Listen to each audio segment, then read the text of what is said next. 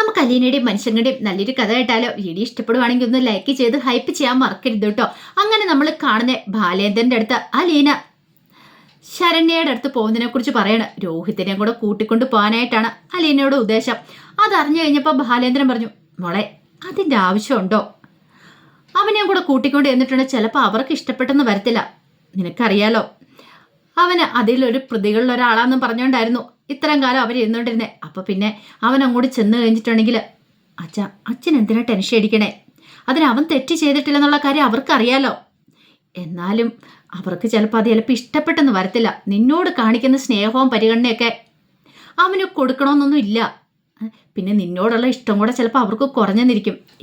അങ്ങനെയൊന്നും ഇല്ല അച്ഛാ, ഞാനല്ലേ അവനെ കൊണ്ടുപോകുന്നേ. ഞാൻ കൊണ്ടുപോയതുപോലെ തന്നെ അവനെ നല്ല ഭദ്രമായിട്ട് തന്നെ തിരികെ ഈ വീട്ടിലെത്തിച്ചോളാം. ഞാൻ പറഞ്ഞ അച്ഛന് വിശ്വാസമില്ലേ? അപ്പോഴേക്കും ബാലേന്ദ്രൻ പറഞ്ഞു, എനിക്ക് നിന്നെ വിശ്വാസക്കുറവുണ്ടായിട്ടല്ല. അവനെ നീ കൊണ്ടുപോയതുപോലെ തന്നെ തിരികെ കൊണ്ടുവരുമെന്നും അറിയാം. പക്ഷേ എന്നാലും അവരെന്തേലുമൊക്കെ പറഞ്ഞിട്ടുണ്ടെങ്കിൽ അത് നിനക്കും പിന്നെ അവനും മനസ്സിൻ്റെ വേദനയാവുമല്ലോ. അതൊന്നും സാരമില്ല അച്ഛാ. അച്ഛനതൊന്നും ഓർത്ത് വിഷമിക്കണ്ട. പിന്നെ ഞാൻ ഈ വീട്ടിൽ നിന്ന് പോകുന്നതിന് മുമ്പ് എനിക്ക് ചില കാര്യങ്ങളൊക്കെ ചെയ്യണമെന്നുണ്ടായിരുന്നു. അല്ല, നീ 2-3 ദിവസം ആയാലും ഇത് തന്നെ പറയാൻ തുടങ്ങിയിട്ട് വീട്ടിൽ നിന്ന് പോകുന്ന എന്താ നിന്റെ ഉദ്ദേശം? അച്ഛാ, എപ്പോഴാണെങ്കിലും ഞാൻ പോകേണ്ടവളല്ലേ. ഞാനിവിടെ നിന്നിട്ട് കാര്യമില്ല. ഞാനിവിടെ നിൽക്കുവാണെങ്കിൽ അമ്മ ഇങ്ങോട്ടേക്ക് വരത്തില്ല. അമ്മ ഈ വീട്ടിലേക്ക് വരണം. ബബിതയ്ക്കും രോഹിത്തിനും ഒക്കെ അവർക്ക് അവരുടെ അമ്മയെ വേണ്ടേ? ഓഹോ, അപ്പം നീ ഇവിടുന്ന് പോകാൻ തന്നെ തീരുമാനിച്ചു. രണ്ടും കൽപ്പിച്ച അല്ല, എങ്ങോട്ടായിരിക്കും പോലും പോക്ക്? അതൊന്നും തീരുമാനിച്ചിട്ടില്ല അച്ഛാ. എങ്ങോട്ട് പോകാനാണെന്നോ ഇതുവരെയായിട്ട് ഒരു ഐഡിയ ഉണ്ടായിട്ടില്ല. പോകാൻ ഇഷ്ടം പോലെ സ്ഥലങ്ങളുണ്ടല്ലോ. ഏതെങ്കിലും വീട്ടിൽ പോയി ജോലി ചെയ്താൽ പോരെ അച്ഛാ. അവിടുന്ന് ആഹാരം കിട്ടും. പിന്നെ എനിക്ക് എന്താ നോക്കാനുള്ളേ? അത് കേട്ടപ്പോൾ ബാലേന്ദ്രൻ പറഞ്ഞു, എങ്കിൽ പിന്നെ നിനക്ക് ഇവിടെ നിന്നുകൂടെ? ഒന്നെങ്കിൽ ഞാൻ അല്ലെങ്കിൽ അമ്മ, ഞങ്ങൾ രണ്ടുപേരെങ്കിലും ആരെങ്കിലും ഒരാളെ ഇവിടെ കാണുള്ളെന്നാണ് അമ്മ പറഞ്ഞിരിക്കുന്നത്.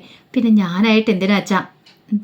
ഒരു പക്ഷേ ഭബിതയും രോഹിത്തൊക്കെ എന്നോട് ഒന്നും പറയുന്നില്ലെന്നുള്ളൂ. അവരുടെ മനസ്സിൽ കാണും അവരുടെ അമ്മ ഇവിടെ വരണം, അവരുടെ അച്ഛനും അമ്മയും ഒരുമിച്ച് താമസിക്കണം എന്നുള്ളത്. അതിൻ്റെ ഇടയ്ക്കിൽ ഞാനൊരു തടസ്സമായിട്ട് നിൽക്കില്ല എന്ന് പറഞ്ഞു. അപ്പം നീ പോയിട്ടുണ്ട് എല്ലാ പ്രശ്നങ്ങളും മാറുമെന്ന് കരുതിയിട്ടാണോ നീ പോണേ? അച്ഛാ, മാറണം. അതാണല്ലോ പ്രകൃതി നിയമം. നല്ല കാര്യമായി. തൽക്കാലത്തേക്ക് എന്തായാലും നീ പോയിട്ട് വാ. പിന്നെ ബാക്കിയുള്ളത് ഞാൻ പിന്നെ പറയാമെന്ന് പറഞ്ഞു. അങ്ങനെ അലീന രോഹിത്തിൻ്റെ അടുത്തേക്ക് നിന്നു. എന്നിട്ട് ചോദിച്ചു, നമുക്കൊരു സ്ഥലം വരെ പോയാലോ? എവിടെ അലീന ചേച്ചി? അതെ, ഞാൻ ശരണ്യയുടെ വീട്ടിൽ പോവാം. അപ്പം നീ വരുന്നുണ്ടോ എന്ന് ചോദിച്ചു. ഞാനാ? അതെ. അത് പിന്നെ ഞാൻ വന്നിട്ടുണ്ടെങ്കിൽ നിനക്ക് അവളെ കാണണ്ടേ? ഒരു സോറി പറയണമെന്നില്ലേ? പറയണമെന്നൊക്കെ ഉണ്ട്. പക്ഷേ അവളുടെ വീട്ടുകാരതിന് സമ്മതിക്കുമെന്ന് തോന്നുന്നുണ്ട്. അവിടെ വന്നിട്ടുണ്ടെങ്കിൽ എടാ, അവളിവിടെ വന്നതല്ലേ. അപ്പം അവൾക്ക് പ്രശ്നമൊന്നും ഇല്ലായിരുന്നല്ലോ. അവളുടെ അമ്മയ്ക്ക് പ്രശ്നമൊന്നും ഉണ്ടായിരുന്നില്ല. പിന്നെ നീ എന്തിനാ അങ്ങോട്ടേക്ക് ചെല്ലാൻ മടിക്കണേ? നീ മടിക്കൊന്നും വേണ്ട, ധൈര്യമായിട്ടിരിക്കുക. ഞാനല്ലേ പറയണത്. അത് കേട്ട് കഴിഞ്ഞപ്പോൾ രോഹിത് പറഞ്ഞു, ശരി വരാമെന്ന് പറഞ്ഞു. അങ്ങനെ അവർ രണ്ടുപേരും കൂടെ പോകാനിറങ്ങിയപ്പോഴത്തേനും കൃഷ്ണമോള് പറഞ്ഞു, ഞാനും കൂടെ വരാമെന്ന് പറഞ്ഞു. അതെ, തൽക്കാലത്തേക്ക് ഞങ്ങൾ രണ്ടും പോയിട്ട് വരാം. അതെ മോളെ, ഞാൻ പിന്നീടൊരിക്കൽ കൊണ്ടാന്ന് പറഞ്ഞു. അല്ലേലും അലീന ചേച്ചി ഇപ്പം ഇങ്ങനെയാ, എന്നോട് പഴയതുപോലെ സ്നേഹമില്ല, പുതിയ കൂട്ടുകെട്ടൊക്കെ ആണല്ലോ എന്നൊക്കെ പറഞ്ഞു. അപ്പോഴേക്കും അലീന ഒരു ചിരിയൊക്കെ ചിരിച്ചു. അങ്ങനെ അവരൊരു ഓട്ടോറിക്ഷയ്ക്കാണ് ശരണ്യയുടെ വീട്ടിലേക്ക് പോകുന്ന വഴിക്ക് രോഹത്തിന് നല്ല ടെൻഷനുണ്ട്. അവിടെ ചെല്ലുമ്പോൾ എങ്ങനെയുള്ള പ്രതികരണമായിരിക്കും കിട്ടുക എന്ന് ഓർത്തിട്ട് അവിടെ ചെന്നിട്ട് അലീന ഓട്ടോറിക്ഷയിൽ നിന്ന് ഇറങ്ങി ഓട്ടോക്കൂലിയോ കൊടുത്തിട്ട് ഇങ്ങനെ നിൽക്കുമ്പോൾ രോഹിത്ത് ഇറങ്ങാതിരിക്കുക. എന്താ നീ ഇറങ്ങണില്ലേന്ന് ചോദിച്ചു. രോഹിത്ത് പറഞ്ഞു, ചേച്ചി ഞാൻ ഇറങ്ങണോ? ഇങ്ങോട്ടേക്ക് ഇറങ്ങി വരാൻ പറഞ്ഞു. അങ്ങനെ രോഹിത്ത് ഇറങ്ങി. അവർ രണ്ടുപേരും കൂടെ ചെന്ന് കഴിഞ്ഞപ്പോൾ കാളിദാസനായിരുന്നു ഫ്രണ്ടിലുണ്ടായിരുന്നത്. അവരെ ശരണ്യയെ വിളിച്ചുകൊണ്ട് അകത്തേക്ക് ഓടി കയറി പോവാണ് കാളിദാസന്. ഈ സമയം അലീന പറഞ്ഞു, അതെ, ശരണ്യയുടെ ഏറ്റവും ഇളയ സഹോദരനാന്ന് പറഞ്ഞു. അപ്പോഴേക്കും ശരണ്യയുടെ അമ്മയും അച്ഛനും അങ്ങോട്ട് വന്നു. അലീനയെ നോക്കി ചിരിച്ച് ബാ മോളേന്ന് പറഞ്ഞു. അപ്പോഴാണ് രോഹിത്ത് നിൽക്കുന്ന കാണുന്നത്. രോഹിത്തിനെ കണ്ടു കഴിഞ്ഞപ്പോഴത്തേനും ശരണ്യയുടെ അച്ഛൻ പ്രഭാവൻ ഇങ്ങനെ നോക്കി. ആ സമയത്ത് അലീന പറഞ്ഞു, ഇത് രോഹിത്ത് എന്ന് പറഞ്ഞു. പെട്ടെന്ന് അയാളുടെ മുഖമൊക്കെ അങ്ങോട്ട് മാറി. അപ്പോഴേക്കും ഗോപൻ അങ്ങോട്ടേക്ക് ഇറങ്ങി വന്നു. ഗോപൻ ഒട്ടും ഇഷ്ടപ്പെട്ടില്ല രോഹിത്തിനെ വിളിച്ചുകൊണ്ട് അലീന അങ്ങോട്ട് തന്നെ. പെട്ടെന്ന് ഗോപൻ ചോദിച്ചു, എന്തിനാ ഇവരെയും കൂട്ടിക്കൊണ്ട് ഇങ്ങോട്ട് വന്നേ? നാട്ടുകാരെ കൊണ്ട് ഓരോന്ന് പറയിപ്പിക്കാൻ വേണ്ടിയിട്ടാണോ? പിന്നീട് പ്രഭാകരനോടൊക്കെ ദേഷ്യപ്പെടുക. അച്ഛനൊക്കെ എന്ത് കണ്ടുകൊണ്ട് നിൽക്കുക? എത്രയും പെട്ടെന്ന് തന്നെ പറഞ്ഞു വിടാൻ നോക്ക്. വെറുതെ മനുഷ്യരെ നാണം കെടുത്താനായിട്ട് കിട്ടിയതൊന്നും പോരേന്ന് ചോദിച്ചു. അപ്പോഴേക്കും അലീന പറഞ്ഞു, അതെ, ഞങ്ങൾ പ്രശ്നം ഉണ്ടാക്കാനൊന്നും വേണ്ടി വന്നല്ല. അലീനയെ കാണണം, അലീനയല്ല ശരണ്യയെ കാണണം, ഒന്ന് സംസാരിക്കണമെന്ന് പറഞ്ഞു. അപ്പോഴേക്കും ശരണ്യയുടെ അമ്മ പറഞ്ഞു, അതിനെന്താ മോളെ, വാ കയറി വാ, എടാ ഗോപ നീ ഒന്നും മിണ്ടായിരിക്കാൻ പറഞ്ഞു. അങ്ങനെ അവരെ അകത്തേക്ക് വിളിച്ചു. അപ്പോഴേക്ക് ശരണ്യ അങ്ങോട്ട് ഓടി ഇറങ്ങി വന്നു. അലീനയെ കണ്ടതിന് ഭയങ്കര സന്തോഷമായി, കെട്ടിപ്പിടിക്കുകയാണ്. ഈ പറയുന്ന ശരണ്യയ്ക്ക് രോഹത്തിനോട് ദേഷ്യമൊന്നുമില്ല. അത് മാത്രമല്ല ശരണ്യയുടെ അമ്മയ്ക്കും അങ്ങനെയൊക്കെ തന്നെയാ. അവിടെ ചെന്ന് കഴിഞ്ഞപ്പം അവർക്ക് നല്ല സ്വീകരണമായിരുന്നല്ലോ കൊടുത്തിരുന്നേ. രോഹത്തിൻ്റെ വീട്ടിൽ ചെന്ന് കഴിഞ്ഞപ്പം ദേ വാ ഇരിക്കാനൊക്കെ പറഞ്ഞു. ഈ സമയത്ത് ശരണ്യയുടെ നേരെ ഒന്ന് രോഹത്ത് നോക്കി. എന്നിട്ട് ശരണ്യയോട് പറഞ്ഞു, സോറി കേട്ടോ, അന്ന് ഞാൻ ഒരിക്കലും അവിടെ വരാനായിട്ട് പാടില്ലായിരുന്നു. അന്ന് ശരണ്യയ്ക്ക് അങ്ങനെ ഒരു ദുരന്തം ഉണ്ടായ സമയത്ത് എന്നോട് ക്ഷമിക്കണമെന്ന് പറഞ്ഞു. അത് കേട്ടപ്പോൾ ശരണ്യ പറഞ്ഞു, അതിന് രോഹിത്തേണ്ണ എന്നോട് ക്ഷമ പറയേണ്ട കാര്യമില്ല, രോഹിത്തേണ്ണ ഒന്നും ചെയ്തിട്ടില്ലോ, എന്നാലും ഞാനന്ന് അവിടെ വന്നില്ലേ എന്നും പറഞ്ഞുകൊണ്ട് ശരണ്യയുടെ കൈയെടുത്ത് സോറി പറയാണ്. അത് കേട്ട് കഴിഞ്ഞപ്പോൾ ഗോപനൊന്നും നോക്കി. ഗോപന് മനസ്സിലായി ഈ പറയുന്ന രോഹത്ത് നിരപരാധിയാണ്. രോഹത്തിന്റെ മുഖമൊക്കെ ആകെപ്പാടെ കരയുന്ന പോലെ ആയിട്ടുണ്ടായിരുന്നു. അപ്പോഴേക്കും അലീന പറഞ്ഞു, ദേ ഇപ്പം നിനക്ക് സന്തോഷവും സമാധാനമായില്ലേ എന്ന് രോഹത്തിനോട് ചോദിച്ചു. ഇവന് വല്ലാത്തൊരു ബുദ്ധിമുട്ടുണ്ടായിരുന്നു, ശരണ്യയെ കണ്ട് ക്ഷമ പറയണം എന്നൊക്കെ പറഞ്ഞിട്ടുണ്ടായിരുന്നു. അന്ന് വീട്ടിൽ നിന്ന് കഴിഞ്ഞപ്പോൾ അതൊന്നും പറയാൻ പറ്റിയിട്ടുണ്ടായിരുന്നില്ലല്ലോ. അപ്പോഴേക്കും ശരണ്യ പറഞ്ഞു, അതൊന്നും സാരമില്ല അലീന ചേച്ചി, അങ്ങനെ ക്ഷമ പറയേണ്ട കാര്യമൊന്നുമില്ല, രോഹിത്തേട്ടൻ തെറ്റൊന്നും ചെയ്തിട്ടില്ല, പിന്നെ എന്തിനാന്ന് ചോദിച്ചു. ഞങ്ങൾക്കറിയാവുന്ന കാര്യമല്ലേ. അപ്പോഴേക്കും ശരണ്യയുടെ അമ്മ പറഞ്ഞു, അത് ശരിയാ, നിങ്ങളിരിക്കുക, ഞാൻ ചായ എന്തെങ്കിലും എടുക്കാമെന്ന് പറഞ്ഞു. അപ്പോഴേക്കും അലീന പറഞ്ഞു, ഒന്നും വേണ്ട, അതൊന്നും പറഞ്ഞിട്ട് കാര്യമില്ല.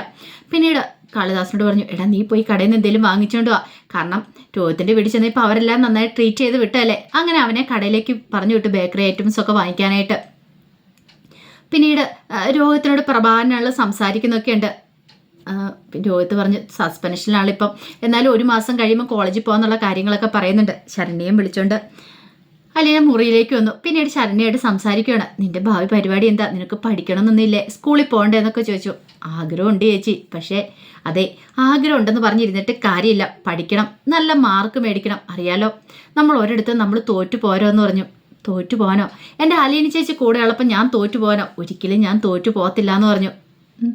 ചേച്ചി എൻ്റെ കൂടെ ഉണ്ടെങ്കിൽ എനിക്ക് ഉയരങ്ങളിലെത്താൻ സാധിക്കുമെന്ന് എനിക്ക് ഉറച്ച വിശ്വാസം ഉണ്ടെന്ന് പറഞ്ഞു. അപ്പോഴേക്കും അലീന പറഞ്ഞു, ഇനി ഞാൻ എത്ര നാള് ഇവിടെ ഉണ്ടായിരിക്കുമെന്ന് പറയാൻ പറ്റില്ല ആ വീട്ടിൽ. അതെന്താ ചേച്ചി, ചേച്ചി പോകുവാണ്. അതെ പോകണം, അധികം വൈകാതെ ഞാൻ വേറെ എവിടേക്കാണെങ്കിലും പോകും. പക്ഷെ ഒരു കാര്യമുണ്ട്, ഞാൻ നിന്നെ മറക്കില്ല, നിന്റെ പഠിപ്പിൻ്റെ കാര്യം ഞാൻ പറഞ്ഞല്ലോ, എന്നെക്കൊണ്ട് പറ്റുന്ന സഹായം ഞാൻ എന്തായാലും ഞാൻ ചെയ്തു തരുമെന്നൊക്കെ പറഞ്ഞു. അത് കേട്ടപ്പോൾ ശരണ്യയ്ക്ക് ഭയങ്കര വിഷമമായി. ശരണ്യ പറഞ്ഞു, ചേച്ചി പോയിട്ടുണ്ടെങ്കിൽ എനിക്ക് ഭയങ്കര സങ്കടമാവും. എന്തിനാ സങ്കടപ്പെടുന്നേ, ഞാൻ നിന്നെ ഇടയ്ക്ക് കാണാൻ വേണ്ടി വരും, അല്ലെങ്കിൽ ഞാൻ എവിടെ ചെന്നാലും നിനക്ക് അവിടെ എന്നെ കാണാൻ വേണ്ടി വരാലോ എന്നൊക്കെ പറഞ്ഞ് ആശ്വസിപ്പിച്ചു. അങ്ങനെ കുറേ സമയം സംസാരിച്ചിരുന്നതിന് ശേഷമാണ് അവർ തിരികെ പോരുന്നത്. ഈ സമയത്ത് വൈജയന്തി സൗദാമിനി മുത്തശ്ശിയുടെ അടുത്തേക്ക് വന്നു. അപ്പോഴേക്കും മുത്തശ്ശി ചോദിച്ചു, വൈജയ് അവർ പോയോ, ബബിതയും കൃഷ്ണയൊക്കെ പോയെന്ന് ചോദിച്ചു. പോയി. അല്ല നീ എന്നിട്ട് എന്താ പോവാത്തെ, ഞാനെന്തിനു പോകണം, ആ അലീന എന്ന് പറയുന്ന അവൾ അവിടെ ഉള്ളിടത്തോളം കാലം ഞാൻ പോകുന്നില്ല, ഞാനത് പറഞ്ഞു കഴിഞ്ഞു. ഇടി അത് ശരിയായിട്ടുള്ള കാര്യമാണോ, അവർ നിങ്ങോട്ടേക്ക് വന്നല്ലേ, അലീനയും കൂട്ടി വന്നല്ലേ, നിന്നെ കൂട്ടിക്കൊണ്ട് പോകാൻ വന്നിട്ട് നീ ഇവിടെ നിൽക്കുന്നത് ശരിയാണോ? ഓഹോ, അപ്പം ഞാൻ പോണം എന്നാണ് അമ്മയുടെ മനസ്സിൽ. അതല്ല വൈജയ്, അമ്മ ഇതെൻ്റെയും കൂടെ വീടാ, അമ്മയ്ക്ക് അറിയാലോ, പിന്നെ എന്തിനാ അമ്മ എന്നെ ഇവിടുന്ന് ഓടിച്ചു വിടാൻ നോക്കുന്നേ?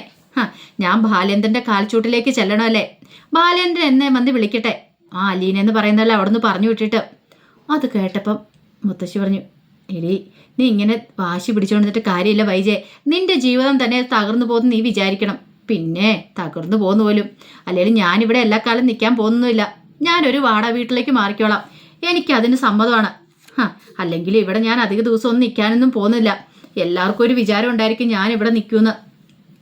ഈ വൈജയന്തി അതിനൊന്നും കിട്ടത്തില്ല എന്ന് പറഞ്ഞു. അപ്പോഴേക്കും സൗദാമിനി മുത്തശ്ശി പറഞ്ഞു, നീ നിന്നോട് തന്നെയാ വാശി പിടിക്കുന്നേ, അവസാനം നീ തോറ്റു പോകത്തുള്ളൂ വൈജയ്, മക്കളോടും ഭർത്താവിനോടും എതിരിടാൻ നിന്നിട്ടുണ്ടെങ്കിൽ നിനക്ക് ജയിക്കാൻ പറ്റില്ല എന്ന് പറഞ്ഞു. അത് കേട്ടപ്പോൾ വൈജയന്തി ദേഷ്യത്തോട് കൂടിയിട്ട് അങ്ങോട്ട് ഇറങ്ങിപ്പോയി. അമ്മയോട് സംസാരിക്കാൻ ചെന്ന് തന്നെ വേണം പിടിച്ചിട്ട് തല്ലാൻ എന്നൊക്കെ ഒരു ചിന്തയായിരുന്നു. ഇതേ സമയത്ത് ഭവിതയ്ക്കും കൃഷ്ണമോൾക്കൊക്കെ ഭയങ്കര ടെൻഷനാ, അലീന വീട് വിട്ട് പോകുമെന്നൊരു പേടി. അങ്ങനെ പോയിട്ടുണ്ടെങ്കിലോ സഹിക്കാൻ പോലും പറ്റില്ല. ഒടുവിൽ ഭവിത പറഞ്ഞു, അലീന ചേച്ചി പോവാം.